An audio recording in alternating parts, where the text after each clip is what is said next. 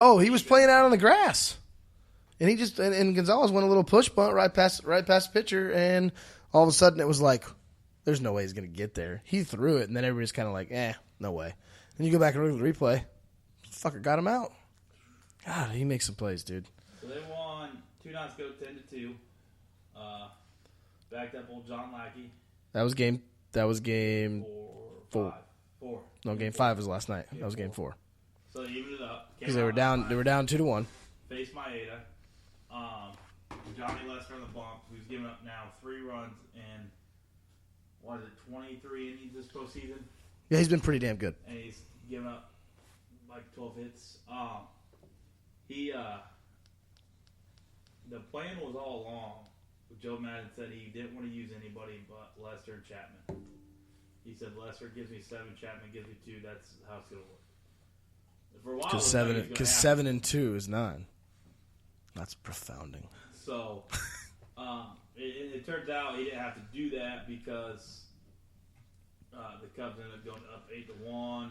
Stroh gave up a run and Chapman gave up 2. It just wasn't, pitch of the same intensity, but that game was out of hand anyway. Russell back-to-back 2-run home runs in the last 2 nights. Anthony Rizzo looks to be alive again and out of his zombie. I loved it last night when he laid down that bunt against the shift. And for all the guys that are bitching about Matty's not an Anthony Rizzo fan. He wants the Cubs to get rid of him and trade him. Until last night when he laid down that bunt into the shift. And I said, here's the deal. I hear a lot of people who are like, oh, I fucking hate the shift. I hate the shift. And he's an offensive player. They bitch about it all the time. Guys, if you don't want to get shifted on, just do that. Bunt into the shift. Bunt it like Big Papi. Lay down a bunt down first base instead of hitting it into the fucking. And you only got to do it like once out of every. Yeah. Just get good at that skill. Just bunt. So, they can't. It's like that's perfect. And I looked at that. I was like, thank you. Somebody did it at that level. We have game 6 tomorrow night.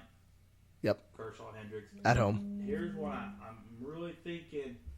Hendricks has been one of the best pitchers in the NL this whole year. And he's had his 2 postseason starts have been real average. Well, I can't even say that. He gave up 4 hits and 1 run in 5 innings against Kershaw the first time around. He left after 5 down 1-0 against Kershaw. Yeah. I mean, it's not like he even threw bad. But I think he'll be lights out. I think the Cubs get on Kershaw. If you don't remember, he threw 82 pitches through 7 innings. They pulled him because it was a stressful 80-some pitches. Yeah, it's ridiculous. The Cubs made him work. Yeah, they had 5 or 6 balls caught at the wall. They had a couple firsts. I mean, he didn't throw a flaw. It's not like he shut out the Cubs. That's dominant performance, but they made him work for it. Yeah, it's not like what you're saying is it's not like he struck out 18 guys and he was unhittable. Yeah. So I think the Cubs are making. Oh, he's tough. He changes his speeds well. He gets you out on your front foot. So you are gonna hit some balls at the wall. They're called fly balls. I mean, that's what they are. I mean, you're rolling over stuff. You're popping up. You're chasing high shit. I mean, he mixes it up so well. The big move will be if I'm assuming Contreras will probably play right field. Think so. Hayward won't, but he didn't play Hayward against Kershaw last time. There's no reason to play him this time. Because Hayward just can't hit him. He can't hit anybody. Mainly because his swing fucking sucks, and he's like 1 for 22. If the analytics say this is just a blip in the radar and he'll be fine next year, which I believe, I think so. He's too good of a player to be this bad for this long, but he's got to change his swing, dude. Yeah, his swing's bad. And by the time he got the slow start, and then it's like, is this a slow start or mechanics problem? And then by the time you're in the middle of the season, like how much reconstruction can you do? You don't have time to do reconstruction. I don't remember it being that bad when he came up. You don't have time to rebuild that swing. When he was with Atlanta, I don't remember. I remember looking at his swing going, man, it's actually pretty good. Now I look at it, I'm just like, casts his hand, gets under everything. It looks like he's going to get jammed every single time. Yeah. That's what I feel like. I feel like he's going to get jammed all the time. I feel like he's cast his hands, and at the same time, halfway through his swing, he tries to pull him back in. Yeah, like he gets him out and pulls him back in, like he's slicing the bat across the strike zone, and I don't understand. Obviously, I think he'll be fine. Like Cubs fans are pissed. I gave you a right to be irritated, but I think he'll be fine next year. But that's next year. He's got all off season. He's a hard worker. He'll figure out a swing. No, I mean he'll figure it out. He's a smart enough guy, and somebody's going to help him, and that's what it's going to be. What's your prediction for the next? I think it's going to go 7. 7? I really do, and I'm kind of hoping for it. I'm just hoping for. Chill versus Jake Arias. I'm hoping for a 42-degree night in Chicago, Illinois, Game 7, and Steve Bartman in the left field bleachers. Fuck you. So, and here comes Addison Russell to dive into the bleachers, and all of a sudden there's a man with a glove who no longer lives anywhere near Chicago. Who, by the way, a little interesting tidbit. Did you see that Frank Kaminsky? I thought it was kind of funny. Nah, So, I got Cousins. don't be all butthurt about that. Hey, man, my team sucks. They don't suck. It's the offseason. Oh, by the way, Alavila also said on a Detroit Tigers side note, Alavila also said today that everybody would be able to be shopped, including Miggy, including Verlander, and including Ian Kinsler. I didn't see that, but what were you trying to show me? Okay. So everybody's available. Everybody's being shopped. Who would the Cubs? So he's entertaining all deals. Off their team. The Cubs really just need pitching. Verlander wouldn't be a bad third starter. Ooh. We take Martinez. Victor? JD. Oh, yeah. Put him in the outfield, one of those corner outfield spots. Yeah. And he could have a heyday in Wrigley. Oh, God. Short porch to right, and it blows out to right all the time. Just little pop-ups. The Yeah. problem is we don't need another right-handed hitter. Really. We need some right-handed hitters. Yeah, we don't have any. The Tigers literally have Justin Upton. That's it. See, Victor and Biggie do no good for the Cubs. No. No, you don't need it. Yeah. We're going to put him. You're not. Well, Miguel can play first. sell Rizzo, put Miguel at first. But Victor Martinez does, I'm not going to lie. If Miguel Cabrera got traded to the Cubs, I'd probably be a Cubs fan. Yeah, you'd have two shirts you'd wear every other game. Correct. One would be your Mickey shirt. The other would be your Kyle Schwarber t-shirt jersey. Correct. Exactly. That'd be it. Yeah. So like I said, I'm rooting for the Cubs, but I think it's going to go 7. I think Kershaw, 2-1 ball game. That's what it is. If there's an under on this game, by the way, did anybody have an under on this game? I want to pull it up. I'll tell you this. If the Cubs score a run, they are winning the game. If the Cubs score 1 run. Man, you're awfully confident on that? And I'm not saying that as like they're going to throw a shutout. Well, that's exactly what you insinuated. What I'm saying is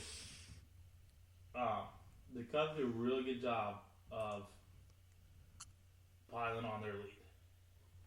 They struggle to get that first run, but once they get it, the floodgates have kind of opened. And if there's any way they can get Kershaw out early, anybody between Kershaw and Jansen hasn't been able to shut the Cubs out. The over-under is 6.5. So if they can get his bullpen, it's going to be over. Over-under is 6.5. There's no way it gets there, does it? I don't think so. Ugh. So I think if they can get on Kershaw, obviously the Dodgers are favored in the money line, 132. that'll be easy money for me when I bet Cubs with $100. As I say, get yourself a little $22 return, 122% return. Yeah. So speaking of betting, 5 big picks this weekend. Well, look, I did not do well last week. Okay, I understand that. We were all there. We went at line 4 and 10. Correct. We were not good. Neither of us were good. As a matter of fact, it questioned me as to why we actually had a podcast where we actually gave picks. Because we're opening ourselves up to complete criticism. Which if you went .040, it's still higher than Jason Hayward's postseason batting average. Also true. Let me hit a couple notes first. Actually, no, fuck it. We'll go with picks. All right. So I went NFL this week. I didn't like a lot of the college lines because there's not a lot of really good college games. Did you feel the same way? Yeah, but I'm taking all 5 college because I figured all right. you mix it up. I figure I mix it up. Yeah. Find 5. Which is fine. I have 5 college games picked. I'm only just putting 1 in my thing. I have 2 other ones that I highlighted. And we can talk about them too because we got plenty of time. I went NFL, Giants at Rams. I just don't think the Rams are any good. And they're in London, and the Rams have been like, I kind of feel bad if you're an LA Ram because you're fuck, I don't know, 2-4. Shit, I don't know. It's a really good question. Not that it matters. Giants, I don't care. They're starting to find their stride offensively with Odell Beckham. Eli's coming along, and none of the Rams quarterbacks are good. So The Rams are 3-3.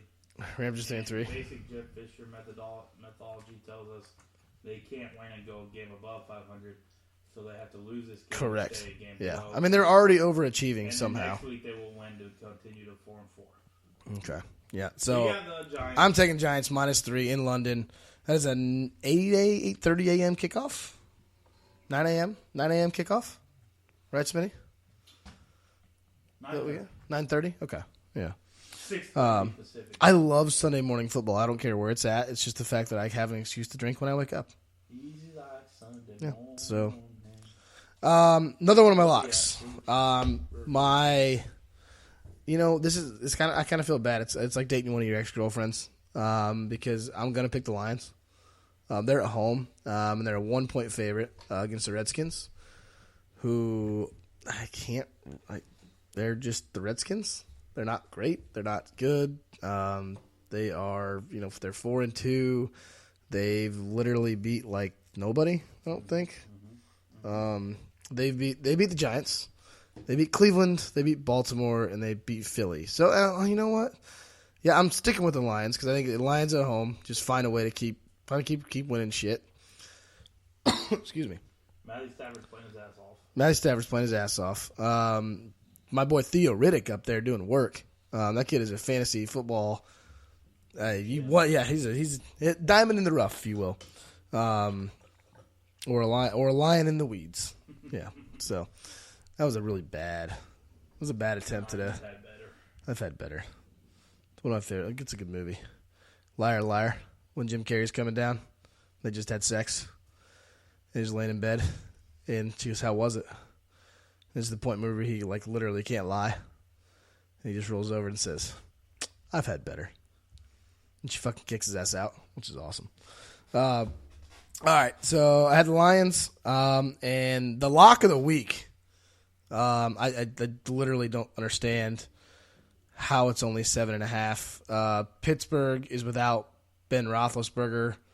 They're at home against the Patriots, and nothing more than the Patriots want to do. They just keep running up the score on people when they're beat up. Pittsburgh does not have D'Angelo Williams nor Big Ben.